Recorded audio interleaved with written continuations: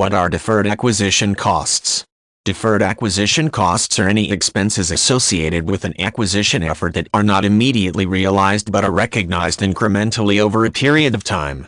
The term itself is most commonly employed within the insurance industry and has to do with the costs associated with securing a new client. Rather than recognizing those expenses all at once in a single period, those costs are spread out over the life of the insurance contract using methods that are in line with generally accepted accounting principles. One of the benefits of utilizing deferred acquisition costs as part of the accounting process is that a business can make use of revenue generated from the acquisition to offset costs over a longer period of time. By contrast, it would be necessary to absorb all the cost in one billing period even if the acquisition had not yet begun to generate some sort of income to justify those expenses. This can create a somewhat unbalanced view of the actual financial stability of the business, while using the concept of deferred acquisition costs helps to provide a more equitable view over an extended period of time. This method of using deferred acquisition costs in the insurance industry is very common. Any provider will incur expenses related to the pursuit and ultimate acquisition of a new client.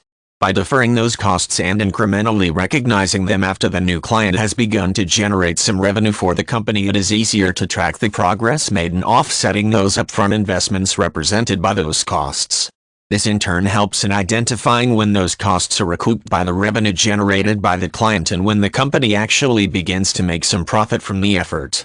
While deferred acquisition costs are employed in the insurance industry, other types of business operations may also use this same general concept when it comes to the acquisition of various types of assets, especially assets that are capable of generating income.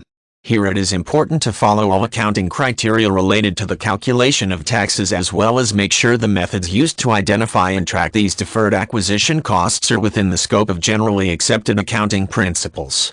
When this is the case, this particular approach can not only aid in keeping the company's accounting records balanced but also serve as a way to know when net profit from the effort is realized.